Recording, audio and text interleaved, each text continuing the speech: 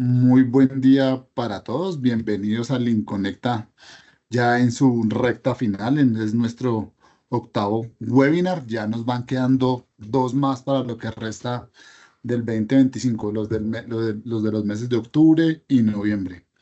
Bienvenidos a esta nueva sesión. El día de hoy nos acompaña Carlos Fallani. Carlos Fallani trabaja con Lincoln Brasil, es el gerente de segmento offshore y es el responsable de la línea de especiales. Carlos tiene más de 25 años de experiencia en, en soldadura, es ingeniero químico, tiene un MBA de profesión y actualmente, pues como les comento, está con Lincoln Brasil. Tiene una amplia experiencia en la línea de especiales, entonces es la persona que nos va a apoyar el día de hoy en nuestro webinar. Sin otro tema en particular, Carlos, bienvenido y muchas gracias por tu apoyo. Te cedo la palabra. No, por favor, gracias por la invitación y buenos días a todos.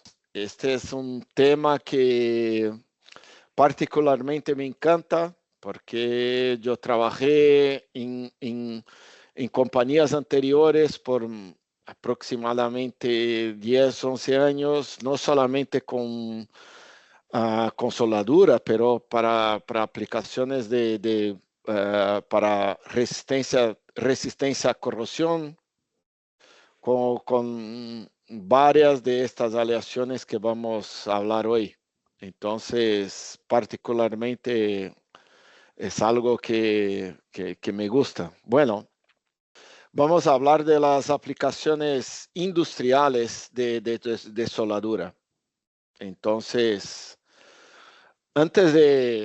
para empezar, bueno, miramos un poco de la historia de los aceros inoxidables, que es algo muy interesante. La gente, los inventores, como Harry Bursley, fuera el primero para aplicación industrial que, bueno, se desarrolló una aleación martensítica de alta dureza para caños de pistolas. Y esto desarrollo se hubo primero en Inglaterra, pero no al mismo tiempo se desarrolló en los Estados Unidos, en Francia, en Alemania, fuera como algo, un desarrollo al mismo tiempo, porque en su época se buscaba mejorar las propiedades de los aceros. Entonces empezaron a agregar aleaciones y elementos de aleación como el cromo, principalmente el cromo, y se buscaba algunas mejorías. Y una de las mejorías, aparte de las propiedades mecánicas, se observó la propiedad de no oxidar, o sea, no se perdía pérdidas de espesor o de materiales con el tiempo. Entonces, este fue las primeras observaciones. Y por ahí se agregó como 10, 12% de cromo. En Alemania y Francia se empezó un poco a agregar cromo y níquel, y ahí tenemos la origen y los primeros aceros. En los Estados Unidos, se trabajó muchísimo con los aceros al cromo y allá se desarrolló los aceros ferríticos. Eso fue todo en el año de 1900 hasta 1920. Los aceros inoxidables son muy interesantes, pero comparando con la producción mundial, aún tenemos como algo como entre 2 y 5% de la producción mundial. Entonces ahí tenemos una estadística de ISS, donde tenemos la producción básicamente como en los aceros común en China. Hoy es la grande origen de donde se fabrica más los aceros inoxidables. Y por Interesante, tipo, Carlos. O sea que uno de ¿sí? los más grandes proveedores de acero inoxidable a nivel mundial en este momento es China. Claro, seguro. Son productos, bueno, Asia en general, no solamente China. Claro, porque vamos a mirar un poco más adelante, no tanto para aplicaciones industriales, pero para aplicaciones como cucharas, para aplicaciones de utensilios diarios. Ok, Entonces, hay una línea en específico que son las líneas de los inoxidables al manganeso o la serie 200. Y mm, esto es básicamente manufacturado en China, fabricado en China. muy Y interesante. hay una grande demanda por eso. Entonces, para aplicaciones industriales, sí, hay una producción muy grande de 304 en China, pero este número de más de 50, creo que más de 50% hoy de producción está involucrado con esta serie 200, que es algo específico para Asia, para China y la zona próxima. Entonces acá tenemos la serie 300, que aquí están las aplicaciones industriales con aproximadamente 50% de la producción, pero hay una grande demanda por este acero cromo, manganeso, níquel, que son la serie 200 para utensilios, que está como 25%, un 25%. Se toma eso, que es básicamente una producción de China, tenemos como 50% de la producción mundial en China por estas dos aleaciones. Y tenemos ahí las aleaciones de cromo, que tenemos los ferríticos y los martensíticos, y una cantidad muy pequeña de las aleaciones especiales, que ahí está, por ejemplo, los duplex. Esto es algo muy, muy interesante, donde está por un consumo per cápita en los países. Y ahí tenemos el GDP per cápita por el país, que es cuánto se tiene, y la cantidad per cápita por kilos. Entonces, no es una relación directa a veces por la ganancia, por la generación de cantidad de dinero, pero en China y Taiwán, por ejemplo, hay una grande demanda de aceros inoxidables, porque el acero inoxidable se reluce como la seda. Entonces, ellos tienen como algo noble por eso, porque la seda es noble, es un tejido noble para ellos, y los inoxidables relucen como seda. Entonces, es algo noble que ellos quieren tener en todo. Por eso esta cantidad muy grande de 40 kilos por habitante. Y ahí hay otro, Brasil, por ejemplo, 1 kilo. Bastante grande. Te entiendo que lo Sí, usan como un tema, digamos, un tema, eh, cultural, ¿cómo decirlo? Cultural, exacto. Por lo que es es cultural, reluciente, entonces les es gusta como el aspecto cultural, estético del acero inoxidable. claro.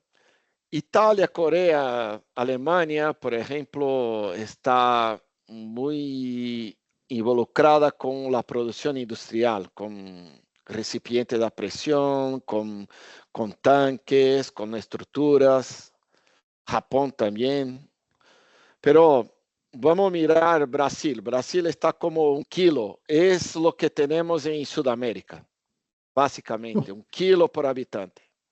Mucho Para se menos. tener una idea de la cantidad de acero inoxidable en el mercado. Entonces, Brasil tiene 200 millones de personas, 200.000 toneladas de acero inoxidables. Ahí hablamos de planos que serían chapas y longos, que barras, alambres, todo. Solo para tener una idea ahí. Claro, China es un gran consumidor y productor No, de aceros inoxidables. Bueno, Asia.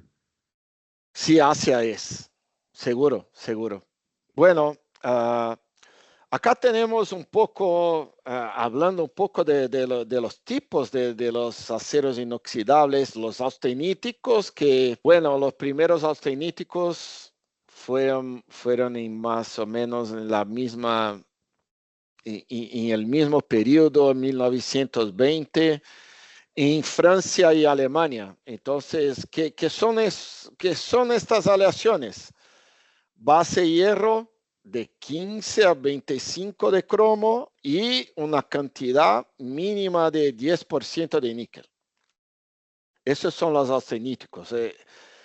En las aplicaciones industriales, como 80% de todos los casos. Ahí están los 304, 316, la aleación, una específica 309 para soldadura, muy importante para juntas de similares, para soldadura de similares. Y acá también hay algunas clases especiales como el 254, que es un super austenítico para industria de celulosa. Tiene ahí el 904L. Acá está el 310, que es un acero para alta temperatura. O sea, algunos ejemplos que hablé.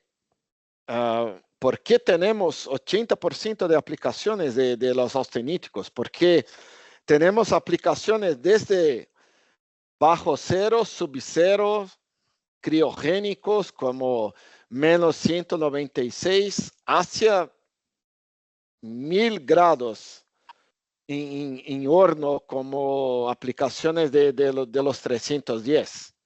Entonces, son materiales de aplicación muy amplia. Claro que tenemos ahí las composiciones específicas para cada aplicación, pero es una clase muy amplia, muy, muy amplia.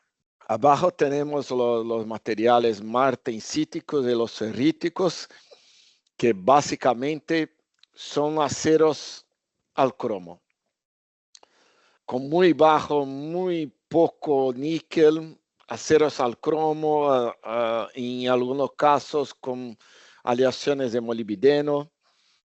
Y los martensíticos son los que tienen mayor dureza y mayor resistencia mecánica. Entonces, son los aceros de aplicación mecánica. Los ferríticos son aceros que tienen una aplicación muy específica para, por ejemplo, para corrosión cíclica, donde tenemos alteración de elevación de temperatura y baja temperatura. Entonces, hay ciclos de temperatura. Los ferríticos son los más utilizables, como por ejemplo en los sistemas de escape de los carros. Son básicamente hoy aceros ferríticos por esta característica. Hay algunas aplicaciones donde tenemos atmósfera de azufre, y sabemos que azufre con níquel no anda bien. Entonces tenemos ahí una corrosión muy, muy fuerte con atmósferas de azufre con níquel. Entonces se utiliza ahí ferríticos solamente con cromo, aleaciones con alto cromo para estas aplicaciones. Al medio tenemos los austenos ferríticos, los aceros dúplex. Estos aceros fueron desarrollados en la Segunda Guerra Mundial por falta de níquel en el mercado. Entonces se empezaron algunas investigaciones y llegaron a los aceros dúplex. Entonces son de la década de 40. Tanto los aceros dúplex como la serie 200, que es el cromo manganeso. Y acá tenemos la composición típica de los aceros austenos ferríticos, que tiene de 20 a 30% de cromo y níquel muchísimo más bajo, de 5 a 10% en comparación con los austeníticos. Y lo que observamos, o lo que hace los aceros inoxidables es una formación de una capa de óxido de cromo, Cr2O3, en la superficie. Esta capa tiene algunos microns, como de 2 a 10 microns. Y esta película o esta capa protectora, cuando el material se puso en contacto con la atmósfera, con el oxígeno, se regenera esta capa, y en caso de un golpe o si sacar la capa por algún daño mecánico, el material en contacto con el oxígeno de la atmósfera se regenera. Entonces, como tenemos el cromo en la microestructura, en la composición, en contacto con el oxígeno, o de la atmósfera o de un oxígeno cuando tenemos alguno líquido, es lo que va a hacer esta película mantenerse estable y evitar la oxidación acelerada. Los inoxidables no son completamente no oxidables, pero se oxida, pero a una tasa muchísimo más baja. Entonces, calor, oxidación atmósfera, corrosión por alimentos, corrosión por algunos productos químicos. A depender del material, tenemos esta baja tasa de Claro, Carlos, oxidación. vemos que en eso tienes razón. Los aceros inoxidables tienen esa propiedad o esa capa que son como autopasivantes, y es que, como tú muy bien lo Claro, indicas, en la medida que él está en contacto con la atmósfera, el cromo y el níquel reaccionan formando esta capa que lo protege del efecto de la corrosión digamos, de elementos como el medio ambiente o como alimentos o como materiales corrosivos, en comparación con otro tipo de aceros, con aceros al carbono, pues que se oxidan mucho más rápido en las mismas condiciones. claro. Una observación, la capa es solamente por el cromo. El níquel, cuando se tiene en la composición, es como un catalizador. Él va a Ok, acelerar la reconstitución de la capa o de la capa pasiva. ok, Ah, importante apreciación. sí. Entonces, quizás un acero ferrítico tiene la misma resistencia a la corrosión de un austenítico. Lo que pasa es que el austenítico será muchísimo más eficiente, porque el níquel se acelera este proceso de autopasivación. Claro, de la gráfica que nos mostrabas, el contenido de cromo de un austenítico es más alto, Claro, y el de níquel, perdón, también es mucho más alto. Entonces claro, acelera o claro, ayuda a que se acelera ese proceso de autopasivación. Entonces eso lo hace más resistente a algunos mecanismos de corrosión, o por lo menos que claro. la capa se regenere más rápido. Sí, sí, así es. Por eso que tenemos los inoxidables empleados, los austeníticos principalmente, empleados en muchísimos ambientes de corrosión químico, por ejemplo. Cuando hablamos de soldadura, en manera general, la serie 300 es muy fácil de hacer la soldadura. Lo único inconveniente sería la expansión térmica. La expansión térmica y las distorsiones, que hay que observarlas muchísimo. En la serie 400, tanto de ferríticos, hay que utilizar bajo aporte de calor, o sea, los parámetros muy bajos. Y vamos, claro, mirar por qué de eso. Y de los martensíticos, como son estructuras muy con elevada dureza, elevados requisitos mecánicos, hay que hacer como cualquier otro material de alta resistencia, hay que precalentar, controlar las entrepasadas, hacer un tratamiento térmico, hay todo este procedimiento. De manera general sería eso. Carlos, tenemos una pregunta y Claro. nos preguntan si en particular existe alguna serie de aceros inoxidables que estén particularmente recomendados para la industria de los embutidos, en particular para el caso de prensas, donde se hacen dobleces o cortes. Es la pregunta del señor Rafael Díaz.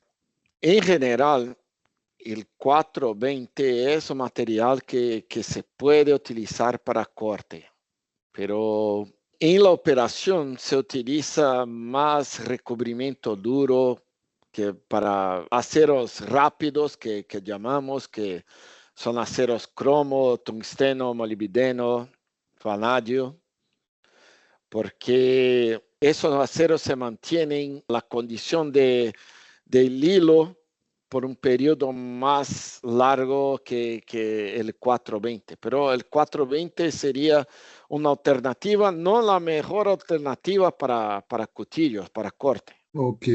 Para doblez, digamos que podría ser el 420 y para corte probablemente debería ser otro inoxidable.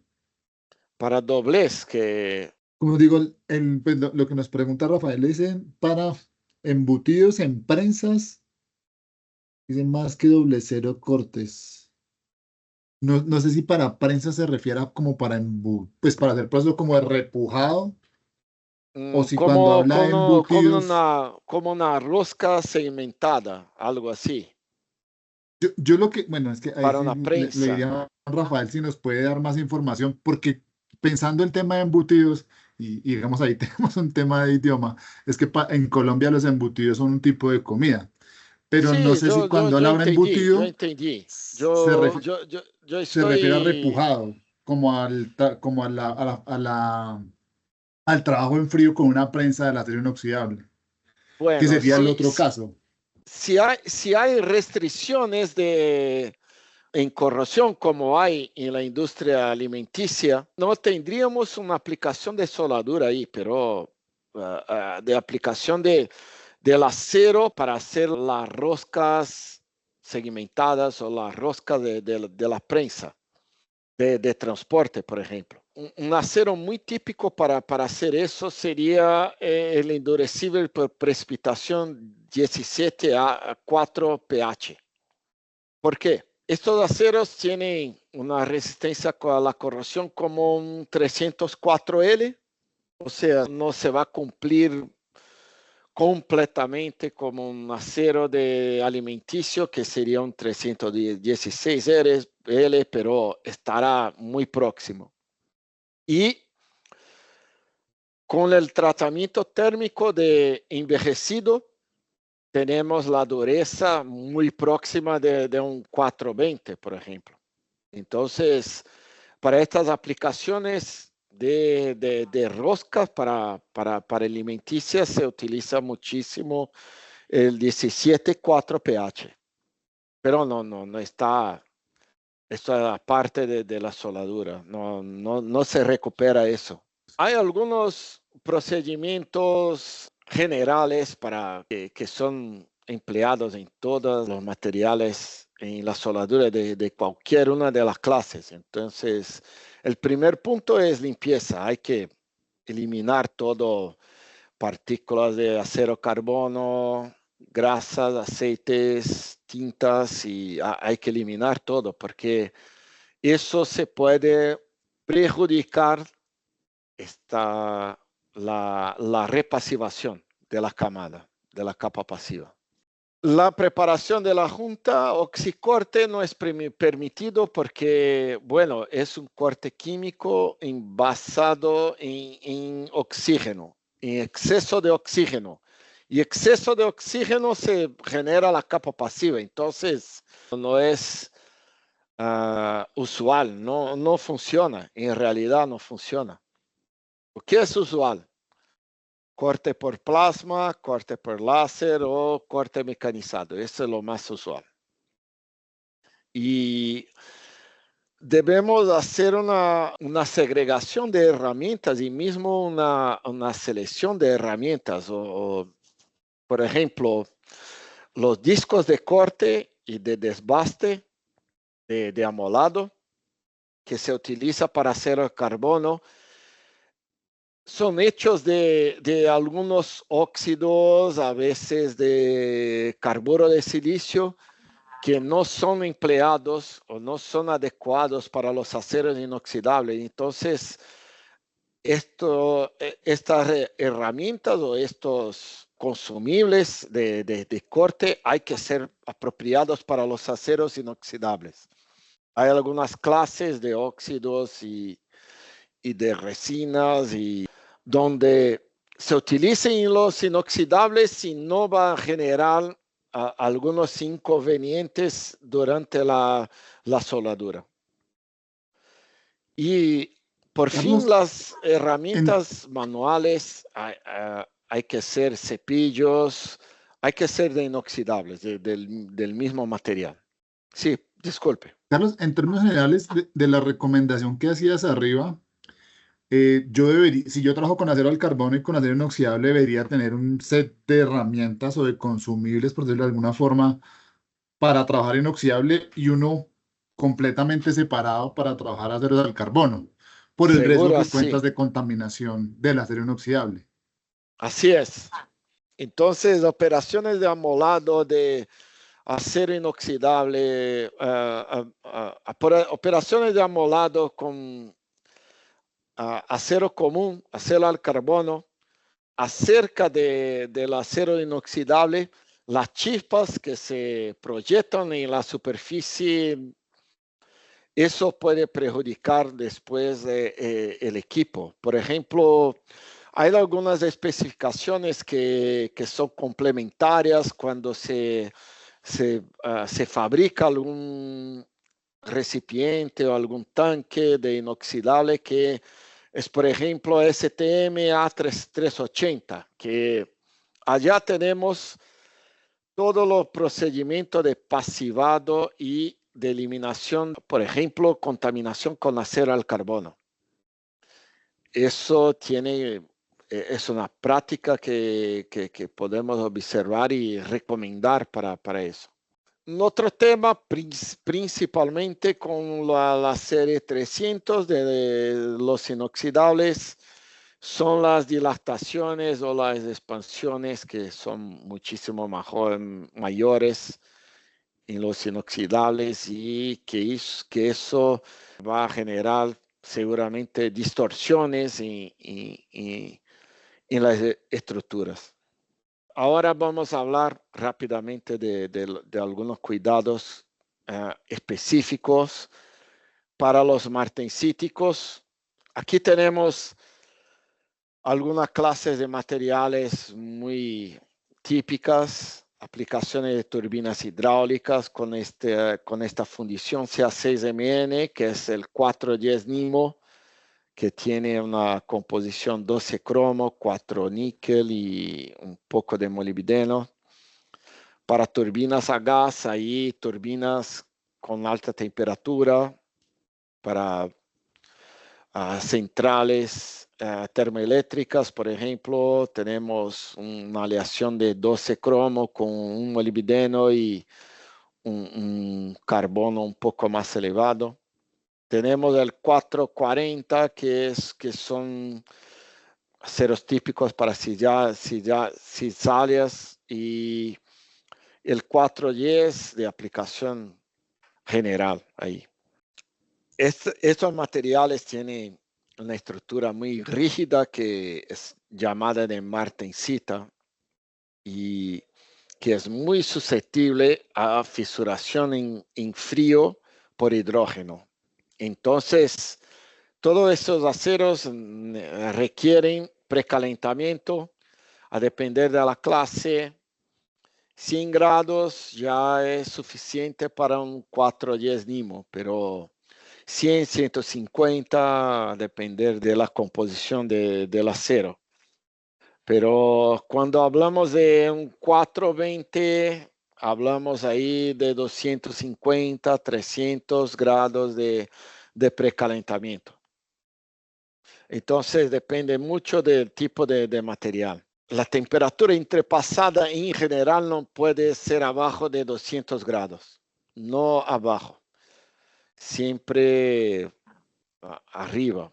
Claro, depende de la clase. Este 410 Nimo en específico, no abajo de 150 está bien, pero en general, un número general que funcionaría para la grande mayoría de la clase 200 grados. Y Carlos, una bueno, pregunta ya que hablas del sí, tema de la temperatura entre pases y me parece muy válido lo que nos cuentas. Al final, las estructuras martensíticas por su naturaleza tienden a ser, como muy bien lo indicas, frágiles y hay que tener mucho cuidado al momento de soldarlas.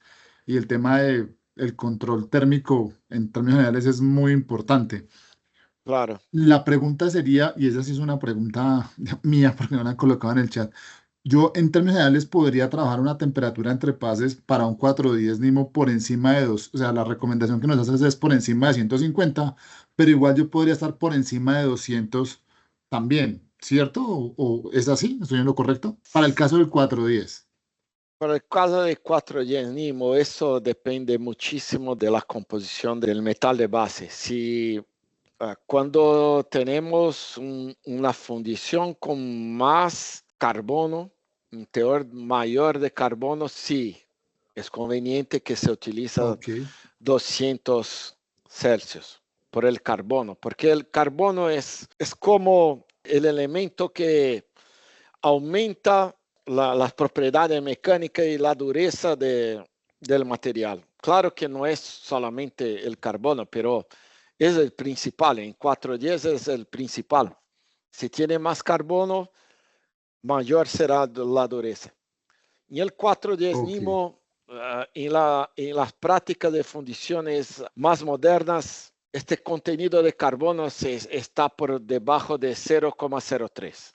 Entonces, eso facilita muchísimo, es una facilidad para la soldadura porque se puede utilizar como 100 grados, 150 grados de precalentamiento y la temperatura entrepasada se puede bajar también. Entonces, hay que mm, evaluar la composición de metal de base para este caso específico de 410, pero de manera general hay que controlar la temperatura precalentamiento, temperatura entrepasadas y también el tratamiento térmico posterior, porque mismo con una martensita muy blanda como el 410 Nimo, la elongación es muy baja en el estado como soldado. Está como para abajo de 6%. Entonces, a cualquier golpe, a cualquier movimentación de la estructura se puede fisurar. Por eso se fisura. que se recuperan las propiedades mecánicas de esos aceros con el tratamiento térmico. En general, tenemos temperatura de 600 a 700 grados, depende mucho de la composición, durante algunas horas, como 2 horas, 4, a veces ciclos de 10 horas, cuando se logra recuperar también algo de resistencia al impacto. De acuerdo, Carlos. Yo creo que al final el desarrollo del procedimiento es muy importante, ¿no? En términos de Claro, claro. temperatura de precalentamiento, temperatura en depases y el tratamiento térmico, pues soldadura, pues para lograr las propiedades que quiero, tanto de la pieza como de mi unión soldado, de mi recargue. Claro. Ahí tenemos algunos electrodos, alambres y arcos sumergidos típicos para esta clase. El 410 Nemo Greenox WareShield 420, que es un 420. Tenemos algunos electrodos como el 410KB, que es un 420 cambiado, el 41015. Y para la soldadura de los martensíticos, en algunos casos se utiliza 309. En algunos casos, con todo el ciclo térmico, con todo eso, no solamente podemos utilizar los consumibles de composición similar, sino los 309. Y tenemos disponibilidad en alambres también de los mismos consumibles, y arco sumergido tenemos disponible el 410 Nemo con un fundente neutro que es el 802. Claro, y Carlos, tenemos tenemos un soluciones metal core ahí, en todos claro. los materiales de aporte. Sí, una Electrodos, línea alambres, muy alambres metal completa, core y arcos sumergidos. una línea muy completa, con 309 también para los metal core, más para reparaciones. Para reparaciones se va bien porque se puede controlar muchísimo con metal core en arco sumergido el aporte de calor. Se puede bajar muchísimo los parámetros y tener una condición buena. Por los ferríticos tenemos el 430, que es un 17 cromo, 442 y el 446, que son microestructuras ferríticas donde no son templables. O sea, no hay ganancia de propiedades mecánicas, pero ¿cuál es el punto de esos aceros? Es el ciclo térmico, el ciclo de la cantidad de calor que utilizamos. No puede ser muy baja o tampoco muy alta por el control del tamaño de grano del material de base. O sea, si tenemos un tamaño de grano muy grande, tenemos una fragilidad en la soldadura. Entonces, el precalentamiento muy bajo, como 100 grados, 150, algo así, es para espesores arriba de 5 milímetros. Como en la grande mayoría de las aplicaciones los ferríticos son abajo de 5 milímetros, en la práctica no se precalienta. Mantenerla entre pasadas de 200 a 300 Celsius, tenemos un bajo aporte de calor. O sea, si tenemos una práctica para el acero al carbono de utilizar 1,2 y suponiendo 25, 26 volts, 250 amperios, bueno, para el ferrítico hay que cambiar para 1 milímetro, bajar para 20, 22 volts y bajar de los 200 amperios de manera muy práctica. Carlos, una pregunta en términos de pensando en tecnologías para soldar. Pensando en el tema de corrientes bajas, uno pensaría que las mejores transferencias pueden ser un cortocircuito o un pulsado. Claro, si tenemos un CV convencional con una velocidad de alambre de 5 metros por minuto, tendremos ahí como 160 amperios, más o menos. Ok. Si mantener los mismos 5 metros por minuto y cambiar por pulsado, tenemos una rebaja de un 25-30% en el amperaje. ¿Por qué? El pulsado tenemos una corriente promedia más baja. Tenemos un pico más elevado de los 160 para se transferir la gota, pero tenemos una corriente de background o piso más baja. Entonces el claro, promedio es más bajo de los el 160 promedio es más amperios. bajo. Entonces, es muy, muy adecuado utilizar pulsado para esos materiales. Gracias, Carlos. En la grande mayoría se agrega resistencia a la corrosión y tenacidad o elongación a la junta utilizando consumibles austeníticos. Entonces, el 309 es una buena opción para algunas opciones donde se tiene ferríticos al molibdeno 316. A veces se utiliza muchísimo 307, 308 también para clases más bajas de ferríticos. Esta clase ferrítica es el límite inferior de las especificaciones para tenermos un inoxidable o no. Entonces, los aceros ferríticos, el más básico es un 409, que es un 10,5% de cromo. Y eso ya lo mantiene como inoxidable. Claro que por el carbono más bajo y por todo el balanceo químico, pero es con base en los aceros ferríticos que tenemos el mínimo de cromo necesario para clasificar el acero como inoxidable o no. Hoy, en las especificaciones de ASTM, está como 10,5%. Algunas especificaciones europeas está como 12%, pero 10,5% es algo que están utilizando hoy. En ese marco de ideas, Carlos, cualquier acero que tenga esté por debajo de 10,5% de cromo no Sí, se considera inoxidable, claro, claro, seguro. se considera de alta aleación. Sí, seguro, porque con esta cantidad de cromo tiene el fenómeno de pasivación. O sea, la capa pasiva de óxido de cromo se genera y se auto Regenera. regenera, claro. Bueno, ¿qué utilizamos en la soldadura con consumibles ferríticos electrodos? Se utilizan básicamente los 309 y 307. Básicamente eso. En alambre tenemos una opción de un alambre ferrítico, que es el 439 NB, o tenemos la aplicación de los alambres austeníticos, que es lo más común.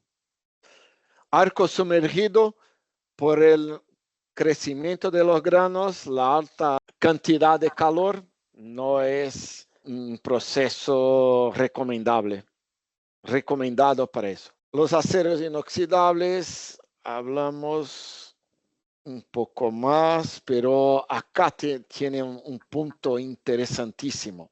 En la gran mayoría de los consumibles hay que tener una cantidad de una otra microestructura llamada ferrita delta. ¿Por qué? Ese es lo que va a garantizar la resistencia a fisuración en caliente.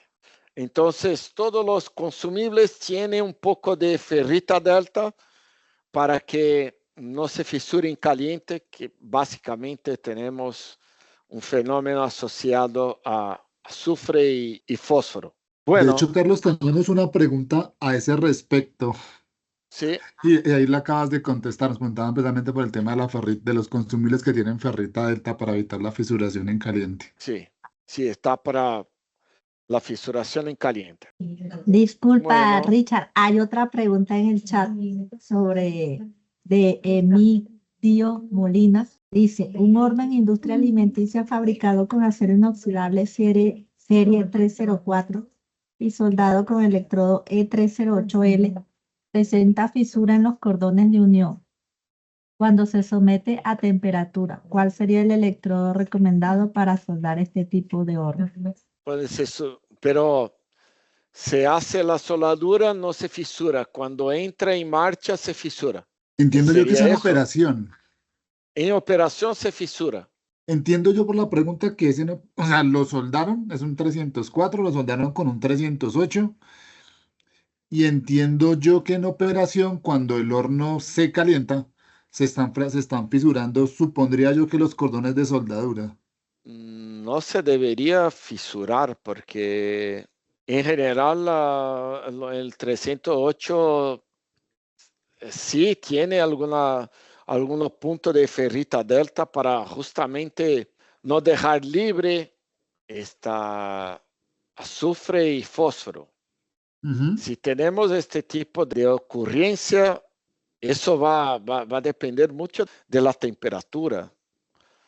Quizá no está adecuado la clase de material, porque, bueno, para determinadas temperaturas hay que utilizar la clase H de alto carbono, porque ahí se mantiene este 304H, se mantiene las propiedades mecánicas en alta temperatura, principalmente por fluencia en alta temperatura. Quizás esta fisuración está por el mecanismo de fluencia, porque un 304L no tiene resistencia a la fluencia, entonces se calienta, el material se va como... ¿A dilatar? No, él va a perder la forma y se va a deformar. Claro, digamos, a eso me refería, Carlos. Digamos que cuando el material se calienta, el material tiende como a extenderse, como a dilatarse. Y me imagino Claro, que cuando se enfría va a tender a contraerse. Y lo que entiendo que dices que podría ser la causa de la fisuración es que en ese ciclo de sí, una dilatación, contracción, fisuración, por la baja claro, de resistencia se está origen fisurando. mecánica. Es un tema más mecánico que, pues, que el material esté sufriendo algún fenómeno de fisuración en caliente. Claro, claro, por la fluencia de alta temperatura. Yo creo, Quizás, Carlos, que ahí, bueno, en ese caso, la solitud sería como tener más información acerca del horno, las temperaturas de operación, claro, los ciclos claro, térmicos a los que se seguro. somete, para poder entender un poco mejor las condiciones de ¿Qué se operación y la sucede? recomendación. Claro, claro, ¿qué se sucede? Bueno, acá tenemos la característica, no baja resistencia mecánica, pero es la microestructura, no es comparable con, quizás es comparable con acero A36, algo así, la resistencia mecánica de la serie 300, pero no más que eso. Tenacidad, claro, tiene algunos materiales como 40% de elongación, resistencia al impacto a menos 196. Entonces, para criogénicos, entonces, muchísimo bien. Claro, hay algunos endurecimientos por atritud, pero eso es verdad para fabricación de resortes de aceros inoxidables. Se utiliza un acero 300, un cambio, un 304 cambiado que se llama 302, con más alto carbono y con la transformación mecánica de la trefilación se endurece el material. O sea, se transforma esta microestructura en martensítica. Entonces, sí, se puede transformar eso. Un 304 se puede hacer lo mismo, pero menos propiedad mecánica. Buena resistencia a la corrosión, cromo en alta temperatura, problema de fisuración en caliente, que tenemos la ferrita delta en los consumibles, que se evita eso. La corrosión intergranular, este es un problema que fue solucionado con la clase L de extra bajo carbono. Acá tenemos, cuando tenemos exceso de carbono, este carbono se combina con el metal, con cromo, y ahí tenemos la formación de este carburo que tiene aproximadamente 4 átomos de cromo para cada átomo de carbono. Entonces, se roba muchísimo cromo de la microestructura y en la zona adyacente, o sea, luego al lado del carburo de cromo, tenemos una rebaja del contenido de cromo abajo de los 10% o de los 10,5%, y en esta zona ya no tenemos un acero inoxidable. En este punto tenemos las corrosiones o la sensitización como estamos mirando ahí. Para evitar, bueno, es utilizar consumibles clase L.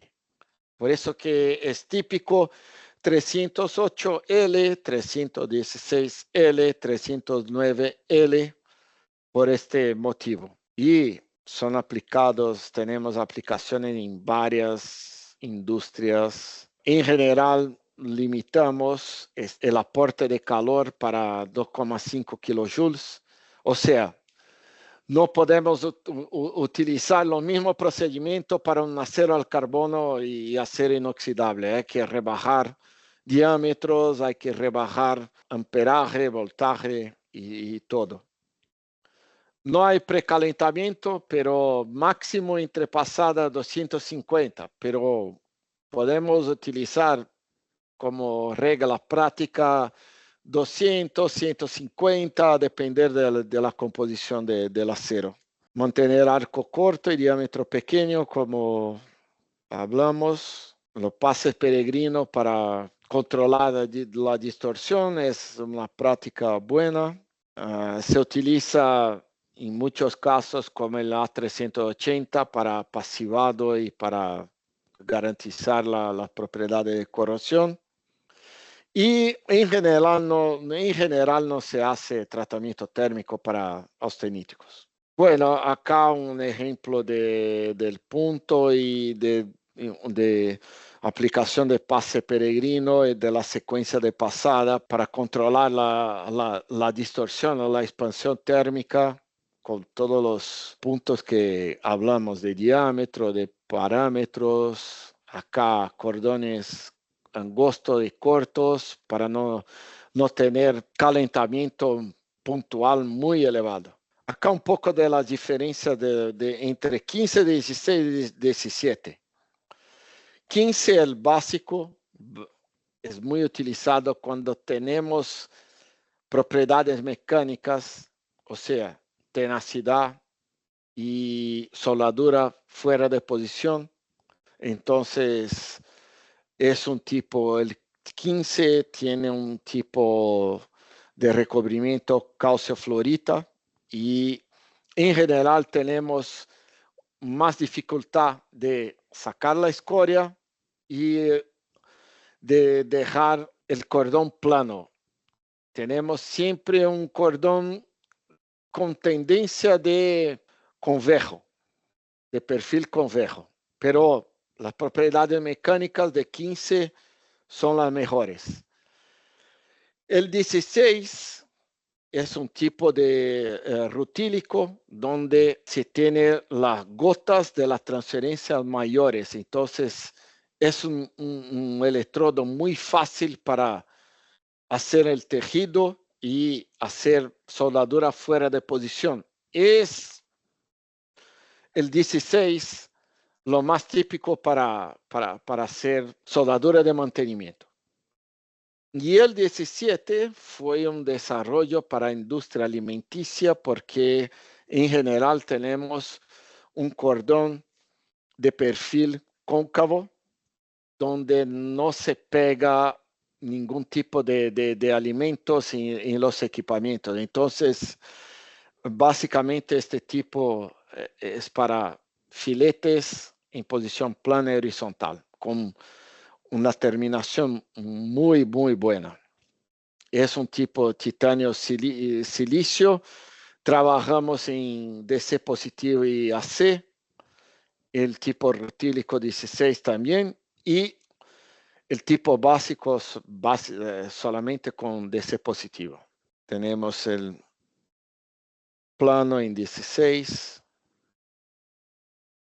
Septo vertical descendiente. El 17 está ahí. Acá tiene la línea típica que nosotros tenemos, la línea americana, la línea del Greenox también. De alambres sólidos, en general tenemos adición de silicio porque este alambre macizo, para MIG, silicio es un desoxidante y tenemos mayores velocidades de soldadura.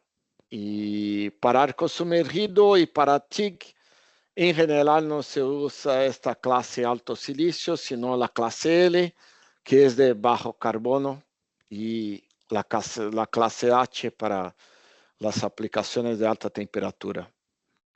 En los alambres tubulares tenemos el tipo guión 1, guión 4, que son CO2 o mezcla. Y acá tenemos las líneas de alambres, tanto para arco sumergido como para MIG y alambre tubular. Por último, para finalizar, rápido, ya pasamos como 10 minutos. Y una Tranquilo, Carlos. situación de... Tenemos muchas preguntas, entonces tómate Bueno, tu tiempo. no, por mí sin problemas. Y una situación hipotética que podemos tenerla, de un 304 con 1010.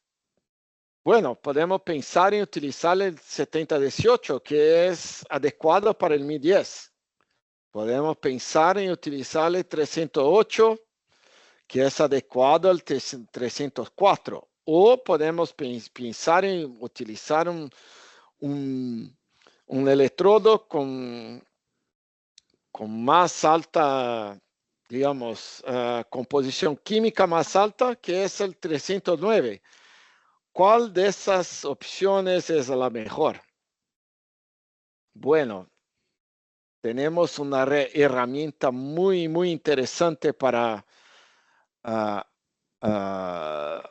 contestar esta cuestión, que es el diagrama de Scheffler.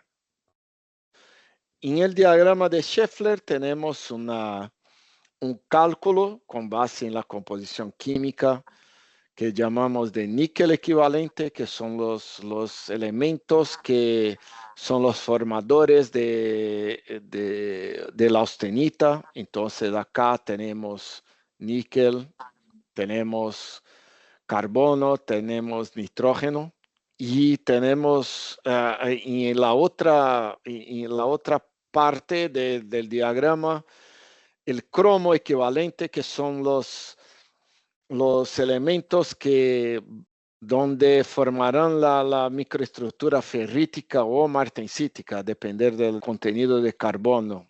Entonces acá tenemos el cromo, tenemos el molibdeno, tenemos el silicio. Por las composiciones de metal de base 1, metal de base 2 y la composición de consumible, podemos indicar en este diagrama los puntos donde están cada uno y mirar qué ellos tienen de susceptibilidad. O sea, si el material está en la zona roja, hay un riesgo muy grande de fisuración en caliente. Si este material está en la zona verde, hay un riesgo de fragilidad por cambios de microestructura, por ejemplo, por formación de fase sigma. Si estamos en la zona azul, tenemos el crecimiento de grano.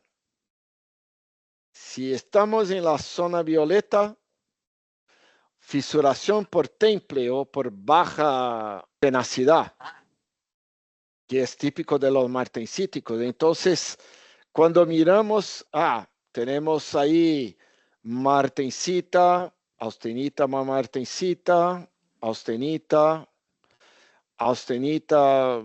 martensita ferrítica, ferrítica, martensítica, ferrítica, y tenemos un triángulo blanco donde no se pasa nada. Ahí cuando... La zona segura. Una zona segura. Ahí es donde vamos a calcular a cada uno de la metal de base 1, metal de base 2 y consumible, y hacemos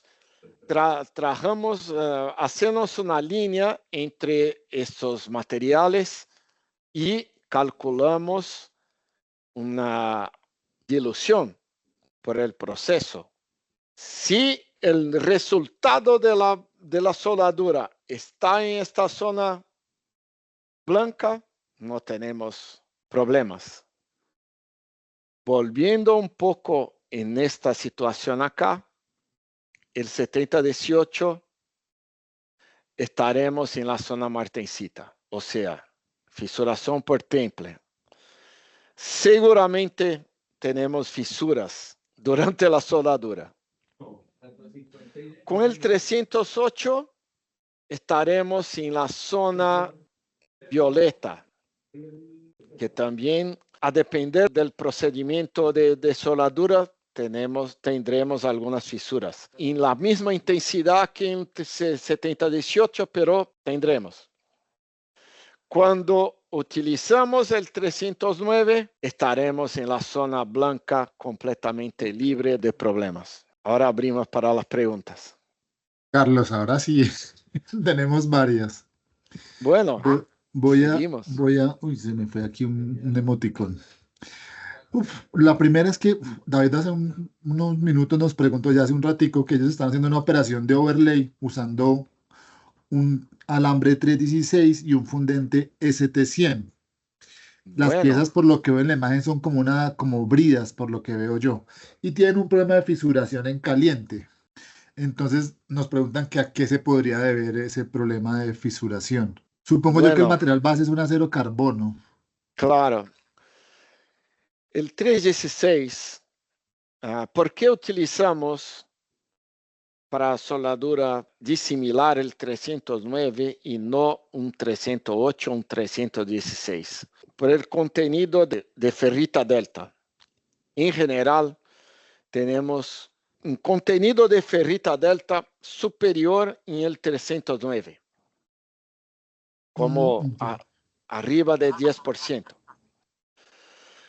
En el 308 y el 316 tenemos un contenido de ferrita delta abajo de los 10%. Entonces, cuando se empieza a fisurar, es porque tenemos una cantidad muy pequeña o insuficiente de ferrita delta para hacer una solubilización tanto del azufre como de fósforo. ¿Cómo podemos hacer y manejar todo eso? Hacer la primera pasada con 309 y sobre el 309 o un 309 MO, por ejemplo, que se agrega un poco de molibdeno, agregar y hacer ahí sí el overlay con 316. Este sería el procedimiento más seguro. La recomendación. Gracias, Claro. Carlos.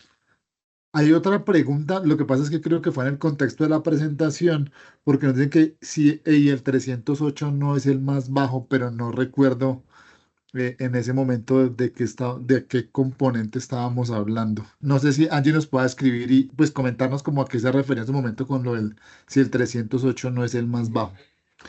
Esta ya la contestamos. Aquí nos preguntan que cuál es la diferencia entre los alambres Ultracore y la línea Blue Max. Los alambres Ultracore son tubulares y la línea Blue Max, hasta donde recuerdo, son sólidos. Sí, exactamente. Había una muy al inicio, Carlos, que yo me la salté, que es el tipo de gas recomendado para soldar aceros inoxidables. Bueno, acá tenemos para gemal mezclas ricas en argón o en la especificación M12. O sea, de 2 a 4% de CO2 o de oxígeno en base argón. Esta es la recomendación. Ahora, los tubulares depende mucho del tipo. Si tenemos un guión 1-4, podemos utilizar tanto CO2 como mezclas de argón CO2, que sería el gas por la especificación M21 y C1. Claro, primero que ahí viene con una especificación del fabricante, ¿cierto, Carlos? Digamos que en este caso nosotros en la ficha técnica recomendamos el gas con el que obtengo las mejores propiedades para ese alambre para ese alambre Claro, tubular. claro, claro. Cuando se utiliza CO2, tenemos una diferencia de composición en el depósito, en el mismo producto, cuando utilizamos CO2 puro o cuando utilizamos mezcla. Cuando tenemos CO2 puro, tenemos una reacción química más con el silicio y manganeso. Entonces, en el depósito tenemos menos silicio y menos manganeso. Y por eso tenemos una cantidad de óxidos depositados mayor con CO2 que con mezcla. Eso Sí. interfiere en la resistencia a la corrosión. Eso rebaja, pero en la aplicación práctica no interfiere. No hay problemas con eso. Pero lo que siempre recomendamos es mezcla para aceros inoxidables, Ok, Carlos. para Carlos, tubulares. la otra pregunta que nos hacen es si se puede soldar un acero inoxidable 304L con un aporte de 316L. Seguro que sí, se puede. Que estaremos agregando ahí es resistencia a la corrosión en el cordón. Hay algunos casos, este es un caso general, pero hay algunos casos donde no podemos agregar molibdeno en la microestructura, en algunos tipos de ácidos oxidantes. En general no se utiliza aceros al molibdeno en ácidos oxidantes. Entonces, ahí sería una restricción, pero en regla se puede utilizar. Hay otra pregunta que nos dice, el diagrama de Schiffer en un WPS se ve reflejado en el cromo equivalente, níquel y níquel equivalente, o podría tener otra aplicación. Bueno, acá tenemos la fórmula y cómo se aplica. El diagrama de Scheffler es algo que surgió en los años 40, baseado en un otro diagrama muy similar de Gillet, que en el principio del desarrollo de los aceros austeníticos en Francia. Entonces, en general, los diagramas constitucionales no es una exclusividad de soldadura. Hay aplicaciones para fundición, por ejemplo, también. Es muy común utilizar para fundición. Este en específico de Scheffler es un diagrama que fue hecho con base en velocidad de calentamiento y de enfriamiento de electrodos revestidos. Este está muy adecuado para electrodos revestidos. Hay algunas diferencias cuando se utiliza el diagrama de Scheffler para MIG, para arco sumergido. Hay algunos desvíos, hay algunas diferencias, principalmente cuando se utiliza en MIG o para aleaciones que tienen alto contenido de nitrógeno. Entonces, para un caso general, la propia WS tiene una mención del WRC 92, que es un otro diagrama constitucional que es de aplicación general. Se utiliza en TIC, en MIG, en arco sumergido, en electrodos, para todo. Acá Scheffler se puede utilizar también para fundición, pero hay que hacer la consideración que acá en soldadura tenemos velocidad de calentamiento muy rápida y velocidad de enfriamiento muy rápida. Entonces es algo un poco distinto de la fundición, que son Dale. velocidades más lentas. Vale, Carlos. Carlos, digamos, tú nombras una norma de AWS que tiene este diagrama que nos dices el WBC 392, si no me falla la memoria. Bueno, ¿Qué norma la es? la ¿Qué está? 5.9, la 5.4 y la 5.22 se menciona. Ok, muchas gracias, Carlos. Entonces, ahí podemos tener información adicional en caso de requerirla. Y nuestra última pregunta, Carlos, es para intercambiadores de calor que están sometidos a cambios importantes de temperatura, condiciones combinadas de alta presión, alta temperatura, pH alcalino y o ácido. ¿Qué material de acero inoxidable se recomienda para placas portatubos y carcasas? Bueno, esta es una cuestión muy amplia. Cuando hablamos de intercambiadores de calor, hay que mirar mucho las condiciones de proceso y la composición de fluido, pero en general, cuando se tiene alcalino, se utilizan en algunos casos, hay algunas composiciones de superduplex apropiadas para eso, como yo voy a hablar de marcas comerciales ahora, porque hay algunas especificaciones, pero son marcas comerciales de los fabricantes. Entonces, hay el Safurex, por ejemplo, y el SAF 2906, muy indicados para esta ambientes alcalinos. En general, se utilizan en alcalinos aleaciones de níquel puro. Entonces, los inoxidables ahí sería una alternativa. Para ácidos, bueno, hay que averiguar qué mezcla de ácidos se tiene, pero cuando hablamos de ácido sulfúrico diluido, 904L, que es un acero con 1,5 de cobre y 4,5 de molibdeno, está muchísimo bien dimensionado. Se tiene una resistencia a la corrosión muy buena.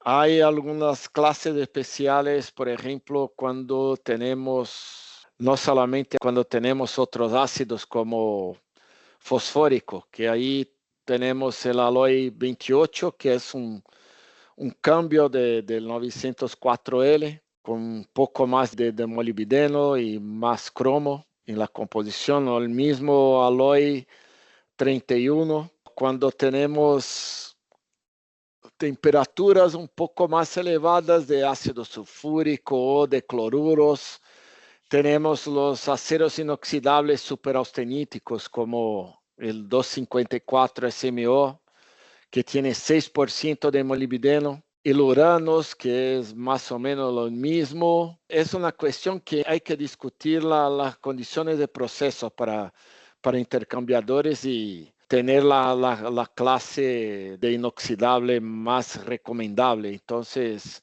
no es De una acuerdo contigo, Carlos. respuesta Yo creo que directa. al final no hay una recomendación general.